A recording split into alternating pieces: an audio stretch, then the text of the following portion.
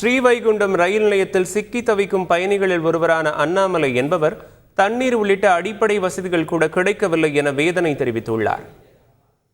ராத்திரி 9:30 வந்து நின்னுச்சு. இதுக்கப்புறம் போகாதுன்ட்டாங்க. அதுக்கப்புறமேல இன்னைக்கு காலையில இருந்து எந்த விதமான ஹெல்ப் எதுவுமே இல்ல. கிட்டத்தட்ட ஒரு 1300 பேரு இங்க மாட்டிக்கிட்டு இருக்காங்க. தண்ணி, ஃபுட்டு எதுவுமே கிடையாதுங்க. ஒண்ணுமே இல்ல. இப்ப இந்த நேரம் வரையும் எதுவும் கிடையாது. ட்ரெயின்ல இருந்த கொஞ்சம் நெஞ்சம் கரண்டும் போயிடுச்சு. இதுல இருந்து கொஞ்சோண்டு சார்ஜ் போட்டு இப்போதைக்கு ஒரு 32% தான் இருக்குது சார்ஜ்.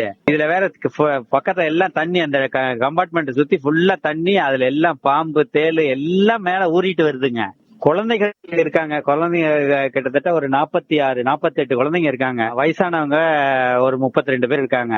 ஏதாவது இப்ப நைட்டு வந்து சாப்பாட்டுக்கு ஏதாவது ஒரு இது ஏற்பாடு பண்ணிருக்கலாம். ஒண்ணும் இல்ல. அப்ப இதோ வருதுன்னு ஹெலிகாப்டர்ல வருது, கொடுத்தாச்சு அப்படின்னு முதற்கொண்டு ஸ்டேட்மெண்ட் கொடுக்குறாங்க.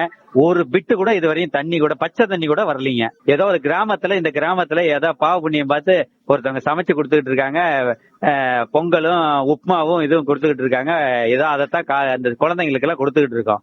அதே மாதிரி பாலும் அவங்க தான் ஏதோ காய்ச்சி கொடுத்துருக்காங்க. அதுதான் வச்சு ஏதோ அரை வயிறு 1/4 வயிறு கூட சாப்பிட முடியல. அங்க மத்த எல்லாருமே சாப்பிடாம தான் எல்லாரும் உட்கார்ந்துகிட்டு இருக்கோம். கம்ப்ளீட்டா தண்ணி அவ்வளவு வெள்ளம் பெருக்கெடுத்து ஓடுறதுனால யாரும் உள்ளேயும் வர முடியல, வெளியிலயும் போக முடியல. சாப்பாடு செஞ்சு கொடுக்குறாங்க. அந்த ரயில்வே ஸ்டேஷன்ல இருந்து கடைசி பிளாட்ஃபார்ம், அதுக்கு பக்கத்துல ஒரு கோயிலுங்க. பெரிய டவரா வச்சு இது பண்ணி அவங்க வீட்டுல இருந்து அங்க இருக்கிற அரிசி, அது பருப்பு எல்லாத்தையும் எடுத்துட்டு வந்து சமைச்சு போட்டுக்கிட்டு இருக்காங்க.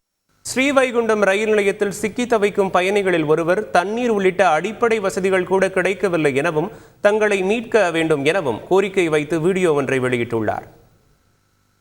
இதுவரையும் எங்களுக்கு வந்து பார்த்தீங்கன்னா எந்த உதவியும் வந்து பார்த்தீங்கன்னா ஒரு தண்ணி கூட ஏற்பாடு பண்ணல. அடிப்படை வசதியான தண்ணி, குழந்தைங்களுக்கு பால், இது கூட ஏற்பாடு பண்ணல ரயில்வே நிர்வாகம். மேலும் இங்கே கிட்டத்தட்ட ஒரு 1000 பேர் இருக்கோம்.